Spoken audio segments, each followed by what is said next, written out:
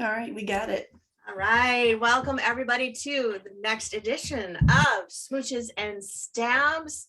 And this time we are adding another S to the title. We are calling it Smooches and Stabs and Sass because we have with us today some very special guests. Pepper, I will let you introduce yours first. Yes, awesome. Our SAS edition today on this side of the states is Phoebe Basham, my youngest daughter, and actually my youngest kid. So she is going to be hanging out with us and helping us find some really cool conspiracy theories about our historical nuggets today. Wonderful. Should I say anything or just? Do you want her to say something? Sure. Go right ahead. Say something, Phoebe. Hello, I am Phoebe Basham, the one and only. 14, awesome artist. Oh, thank you. Bring some sass. And bring some sass. Don't know where she gets it from. I don't know either. And I have the other side of the sass equation with my daughter, Chloe, who has joined us today. She loves everything conspiracy. She is a chip off the old block. Would you like to say something, Miss Chloe? Hi.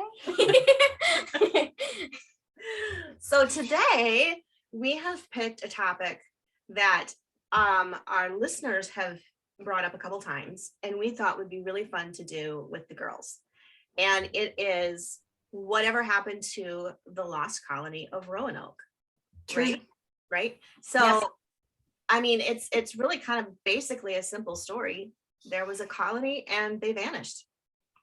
Sort of simple, seems simple, but is it really? I don't know. It's the idea of an entire village just completely up and disappearing just totally intrigues me. Well, and a little bit of the history of that, right? So John Wright, who was given the governorship of this colony by Walter Raleigh, right? Sir Walter Raleigh, right? And he and John Wright had a very deep emotional investment in this colony because not only was it his first time being assigned as governor, but also his daughter and son-in-law and his wife and his brand new grandbaby were a part of this colony of 115 colonists who came. And interestingly, though, it's not as simple because there are weird things that happened. Even before they got off the boat, there are weird things that happened. So they were supposed to be dropped off at a different place. And the guy who was over the ship, who was a Spaniard, he dropped them. They got off the ship at Roanoke on the Roanoke Island, and he wouldn't let them get back on to go on to their continued journey. Why? He says, "Oh, the summer's already passed. We're headed back to England." Well, that's what he said, but it wouldn't have taken them very long to get them to their next stop. So he wouldn't let them get off. It wouldn't let them get back on the ship. So they ended up having to be in Roanoke, which is not where they were supposed to have been to begin with. Right. And it makes you wonder, like, was there already a conspiracy in play? Right. Already something against them, whether that be by human means or some other means. And then there's also the fact that they set up this colony within, I think it was like 6 months. The colonists were like, "John White, you've got to go back to England. We're running out of food. The ship's not going to know where we are, so they're not going to drop off supplies. You've got to go back." And he didn't want to go. He was like, I don't want to leave here. And they're like, "Please, please." So he goes back, and then all of these things stop him from getting back to the colony. Right. There's a storm all the way to England. Storms are hitting him. Possible pirates. All this stuff before he even gets back to England. He finally gets to England, and then he can't leave again because there's this possible war with Spain. Spain, possible war with Spain. And then Very subtle, Mom. Right, look at Foo. See, she cute. Aw. She. Foo the cat is making an appearance for those of you who are listening. And the reason I'm holding him is he's part Siamese and he attacks. He hates me. And he gets mad at Chloe because he's a one-person cat. Oh. So he gets mad at Chloe, attacks her, and then he gets mad at me because I don't let him. He's Jill's cat. It's one of those. It's a cat. Okay, so then that happens. He gets back over there. He can't leave England to return because all the ships are being used to possibly help protect England from Spain. Then what is it? A year later, he tries to leave, but doesn't get very far because storms happen and they're attacked by pirates. And he has to return back to England. So he doesn't get back to the colony for 3 years on his grandbaby's birthday. Who, by the way, was the first English child born in the Americas. True that. Virginia Dare. She's the coolest name, Virginia Dare. I mean, that's a cool name. Isn't that a cool name? Yeah. Yeah. I feel like there's something fishy about that colony, though. Very daring. Oh. Lydia says, was she very daring in Virginia? I do think something is weird. There's definitely something fishy about the colony, 100%. What do you think is fishy? I don't know. I feel like they planned it. Or I feel like the captain planned all of this stuff. Like he knew. Like I feel like he planned it but didn't tell anyone. That's a possibility. What? Okay, so here's another interesting thing that I found out is that so John White, the governor guy, was also an artist. He was hired to be the cartographer, which is the map maker. Mm-hmm. And he used this would be interesting for you, Phoebe, because you're an artist, but he used the mode of watercolor, which was not common in that time period. Usually people used oil, but he enjoyed the mode of watercolor, so it actually was faster to do the art. Sure. So anyway, he made all the first drawings of the Eastern Native Americans that anyone had ever seen, because that's the first American colony, right, in America. But the interesting thing was in a map that they discovered in the British Museum in 2012, it had invisible ink on it. Shut the front door. Of 2 forts that were only available through invisible ink. And I think the American forts, so these 2 places that there were American colonies, that they think they were put in invisible ink to keep the Spanish from knowing where they were. Again, we're dealing with Spanish. What's happening here? The Spaniards. Well, like Chloe was saying, what's going on with this Spanish stuff?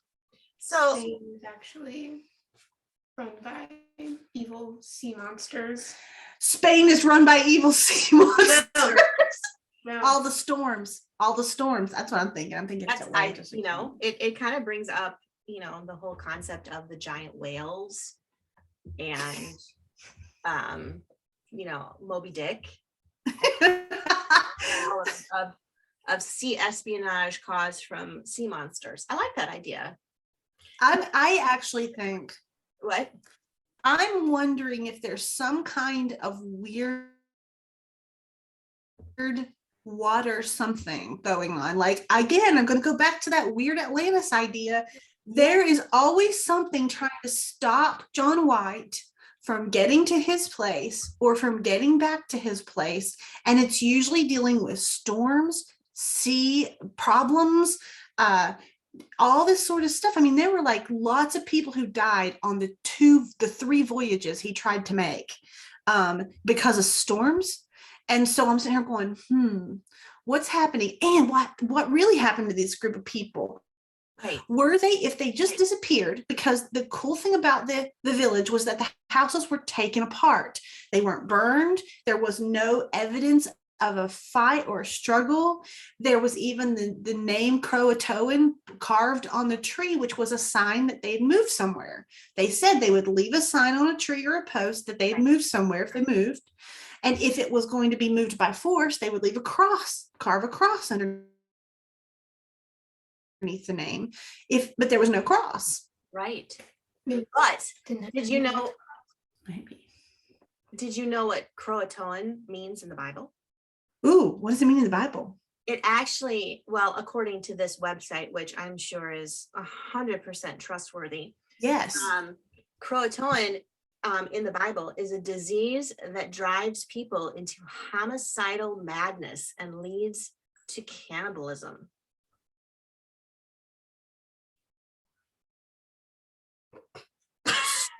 So it's a pandemic basically brought on by the Spaniards. I'm telling you, the Spanish are sea monsters.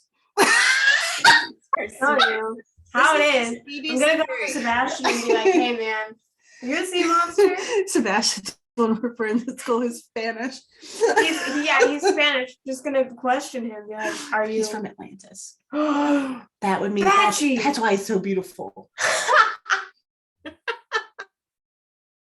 So, this actually leads to some questions, though. If we are considering the fact that the Spaniards were A, behind some conspiracy, B, this strange word, Croatoan, if we're even pronouncing that correctly, either means that they moved, it could possibly mean council if it was a conglomeration of Native American words, or it means they just went homicidally crazy. And then with Phoebe's theory that there's sea monsters involved, that leads to the question of DNA, which they have actually taken DNA samples from the local Native American people to try to see if there's any English DNA that might have somehow intermingled that would hint to the fact that the settlers from Roanoke maybe merged with a Native American population at the time. But I'm wondering if what's actually happened, and Chloe, you can jump in here, Okay. but I'm thinking that maybe what has really been discovered is sea monster DNA.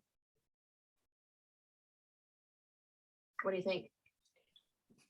Yeah. Yeah, she's with this. Totally See, valid. I think it goes back to the whole Atlantis thing, because what if they're not, so if this group of people, now research is showing they think that if the colony did survive, they didn't survive as a whole. They Correct. broke off. And so Correct. they think that some may have moved inland and some may have moved to this island of Croatoan, whatever. Right. What if though, mermaids have a way of calling people away. Oh, those from are sirens. Sirens Mermaids. have a way of calling people away. What if they called the people away to an island that you don't know is there, like a mysterious island that you can't get to because the storms are keeping you away from it? And because again, it wasn't by force. If people did turn into cannibals, you would think you would have found at least bones behind, because as far as I know, cannibals don't eat the bones. And so I don't know, maybe you can clear on that one, Jaime, since you do Wright stuff that's very different than me. But if that's the case, if the houses were taken down like methodically, Right. and there was no fire, no appearance of being attacked, Right. whatever happened appears to have been done peaceably. Well, sirens are mythical mermaid like creatures. Are you sure they're mythical? They might not be. Ah. Yeah. Okay, go ahead. But they're creatures that are known to sing or lure sailors Mhm. into crashing their ships. So either the tribe is dead, if we're going by siren theory, they're lost at sea because they crashed their ships. They didn't have any ship. They lured them off into an island and they ate them in and let the women survive. Or what if they lured them into the ocean and they drowned at the bottom of the sea? They could have done that too. Then they went to Atlantis. So what was their purpose? Well, I guess they just do that. They're sirens. They're sirens. I don't know. What do you think? What do you think, Chloe? Well, or what if the sirens lured the sailors away, and then they swam underwater and there was like a pool where if you get into that pool, you turn into like a mermaid or a merman. And then there's like a city under the water. Atlantis. Yeah. You are so on this Atlantis thing. I know we cannot do one podcast without Atlantis or aliens come up, which by the way, asterisk, we want to apologize deeply for any offense that we have brought in using the terminology aliens. We did learn this week that the proper correct reference is extraterrestrials. We will try to remedy our language, and we do apologize for any offense that we've brought here at Smooches and Stabs. Any extraterrestrials who are watching this, I know you can't let us know that you are extraterrestrials because you don't want to step into, Right. to And being you found can't let us out. know if you're offended, so we will assume that you are. Mhm. Yes. Yes, we will. But maybe you know really what happened to the Roanoke colony. Maybe they were a part of it. Maybe. Oh, wait. Let's go with Chloe and Phoebe's theory. Okay. We have sea monsters, we have mermaids, and we have extraterrestrials, right? What if a mermaid and an extraterrestrial got together, had a sea monster? Yep. 100%. Yes. And then they lured. How does that work? I don't really want to get into the science of it, but they lured then the Roanoke colony to the ocean, at which point they were dumped into this pool and would come out as a creature of the sea. They could become a mermaid / merman / siren. They could become an extraterrestrial. What is it? An extraterrestrial. Or they could become a sea monster. Right. So then it would make sense that if John White was trying to come back and rescue, they would create ways to distract him or to slow his ability to get there, any ships to get there. And if there is this special place that's shrouded in fog and protected by storms, an island of some sort, that these creatures, ETs, can get to and stay on, then you don't want it to be found. Have you ever thought about how maybe people around us are extraterrestrials? We just don't know it. Yes, I thought about that. Mom, are you an alien? I have Rh negative blood, which means I probably am. Gosh, I don't know what to say. Am I adopted? No, Oh, okay. I don't think. You don't think? Did Dad just spontaneously be like, "Hey, I adopted a child," but brainwashed you into thinking, "No, I am part of this family." After you have so many, you just take whatever you get. All right. And we are devolving into new theories into the Basham family ancestral tree. They have actually researched their genetics and found out that they are the long lost Roanoke colony. We are the colony of Roanoke that disappeared, proven by Pepper Basham's blood type that has extraterrestrial elements to it. Right. That's why I was offended at the word alien. How many people do you need to make a colony? Do we have enough people? 7 sounds like a good number. I'm sure Chloe would come join you. Chloe, you are so welcome to come join our colony. Jocelyn is basically adopted. Okay, stop. All right. So what do you think? I think you had mentioned something about, I love the idea of there being a secret society, though. If we take out the whole sea monster thing and we're dealing with the Spaniard idea and trying to start a war with England, trying to stop colonization of America. I like this idea of a secret society, though. What about that? Well, Chloe, I was thinking, because you and I have talked about secret societies a lot. And what is the main purpose that there's always war between nations? It's usually gold, money, treasure, right? Yeah. Or just simply wanting freedom. Or wanting to gain power. Right. And so if you have a ship full of Englishers coming to settle a new land, I cannot imagine that Spain was very excited about that. So what if they planted? Spain was behind it. Right. Spain was behind it, that their English people disappearing. Right. Spain knew. Spain had sent out like people from the army or whatever to go explore the land of the place that they were originally going to go, and they found a lot of gold. Spain didn't want the settlers to stay there and get all the gold and be rich, so John White was one of the people who went there and found it out, and they told him not to let them go to the next place and to make them all disappear. I like that. And what if? What if and the was behind it and they went to that land and Spain just Ooh. never came and took food. What if and John stuff. White isn't as innocent as he seems? No, what if he went behind Spain's back? Or what if John White Went behind the settlers' back. right? He's a double agent. I'm thinking the captain was the double guy because he was a Spaniard. He dropped them off on this island they weren't supposed to be on, which would Yeah. go along with the conspiracy of them not making it to the place they're supposed to make it to, so they can't colonize there.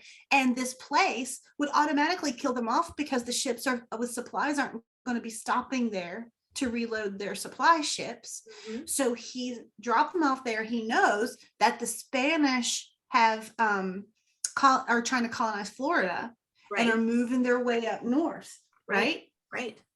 So So and they he could have probably is in cahoots with the mermaids. Yes, mermaid. they could have even planted some Spaniards into the group as English. But they're really Spaniards. And so they might have been the ones that started the homicidal maniacal demise and then disappeared into the woods so that when the ship finally returned, they could sneak back onto the ship and head back. So there actually were survivors of Roanoke, but they were the Spaniard plants.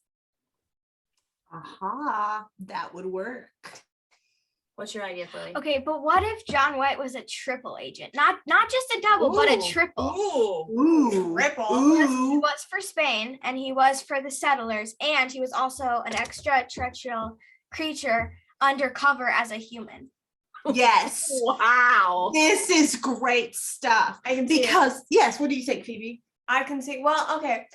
Well, how did we even learn about this whole Roanoke business? Is because John White He wrote went stuff? back to find them and they were gone. Well, then he Yes. writes stuff down, Mhm. and then we found it. So, what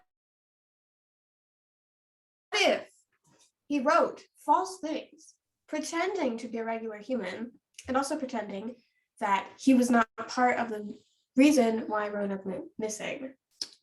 What if he's secretly evil? What if he's a Spaniard? Or what if he's secretly trying to build up the colonization of the aquatic people and he gathered all the colonists there so that they would be taken to that secret place and turned into mermaid sea creature extraterrestrials? Or they were all extraterrestrials from the beginning. Only the 115 people that decided they were going to have ET freedom by leaving England to colonize America. I see it all. We are Right. rewriting American history books today here on Smooches and Stabs and Sass. What do you Even if John White, as an extraterrestrial being, could see the future and knew we would find his writings, so he wrote false things, so it would seem as if he was innocent and completely unbeknownst to the strange And he murdered all of missing. them. And he murdered all of them, but then all. he took them to space so no one could find the bodies. So basically, Yeah. John White is a serial killer. He's the first American serial Yes. killer. Yes. And it all happened because of Croatoan. Yeah. Right? Travis, He's what the one who became the cannibal murderer. You may be wondering, why did John White do this? Why did he do this? Why did he do this? Because this is slow but sure plan to make Earth the land of the extraterrestrial beings. And this Or was he- just Or he murdered them because they were on the verge of finding out that extraterrestrial creatures existed. Like they almost found that. out. See, mine's more romantic. Mine's more romantic. They take them to the secret island and they become mermaid people and they're trying to grow a population of mermaid sea creature people. The whole idea of everybody being eaten is just not my favorite. Doesn't have to eat them. Or that their bodies were sent to space. Or they could fall in love first and then get eaten. Betrayal. Still a sad ending. No. Wait. They're in space Chloe has an idea. together. What Flying around. if John White wasn't extraterrestrial?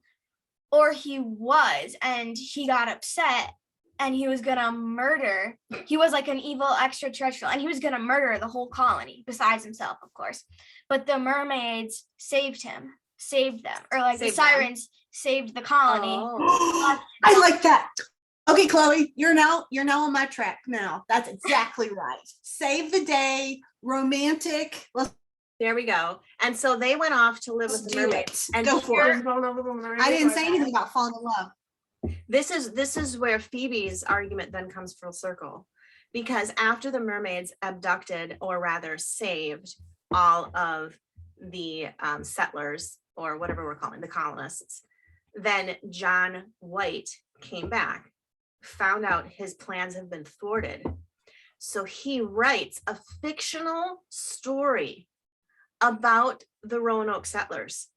And in reality, none of it's true. The whole Croatoan word, the whole integration with Native Americans, the ships, everything, even the seas that kept him away. It's just all fiction, because he doesn't. becomes the first suspense writer.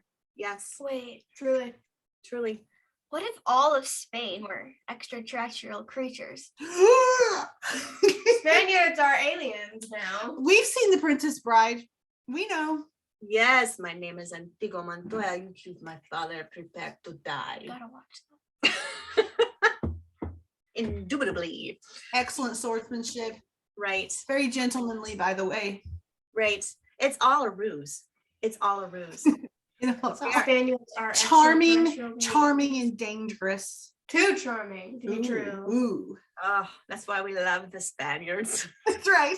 And that's why we need to be saved by mermaids, evidently. Oh, I'll be From saved the by a Spaniards. Spaniard too. If you're Spanish and you're out there and want to save me, come right and save me. I think That's I've right. switched genres, and then I shall murder you in your sleep. Or that's more like it.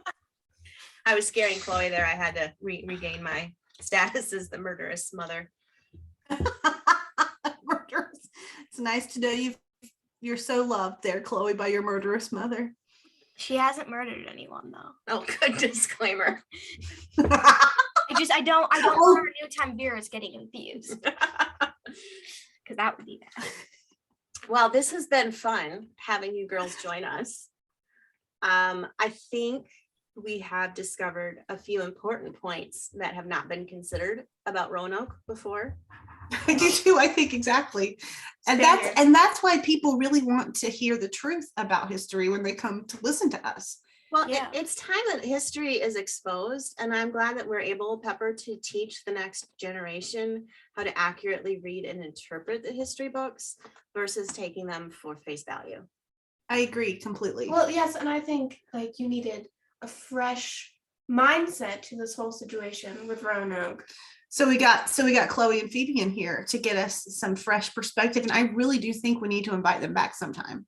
I definitely do. I think Chloe and Phoebe should each pick a historical topic that they would like to discuss, and then we can Absolutely. schedule some interspersed smooches, stabs, and sass episodes in the midst. But Yeah.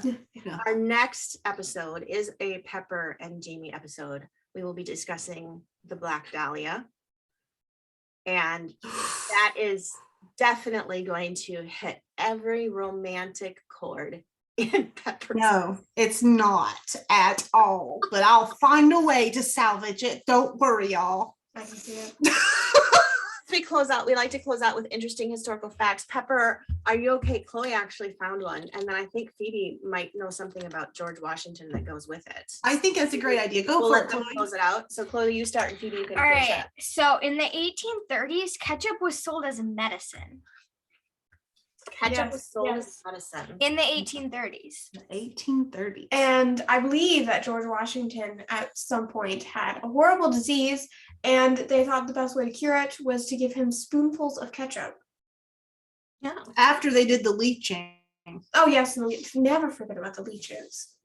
This might be a good treatment for COVID-19. We'll have to experiment. That's actually probably right. I think we should definitely, I mean, what could go wrong with that? And why wouldn't it be something to believe in right now? We should revise like Mary Poppins years to do this. Like Phoebe said, we should sing a song about it set to the tune of Mary Poppins' Spoonful of Sugar helps the medicine go down. Menthol ketchup is the medicine that goes around. Medicine go down. Helps the COVID go away. The COVID go away. COVID go away. Just a spoonful of ketchup makes the COVID go away. away in the most delightful way. Thank you all for joining us here on Smooches and Stabs and Sass. Yes. And we will Are we gonna add that next twice? time as we discuss the Black Dahlia. Dun, dun, dun.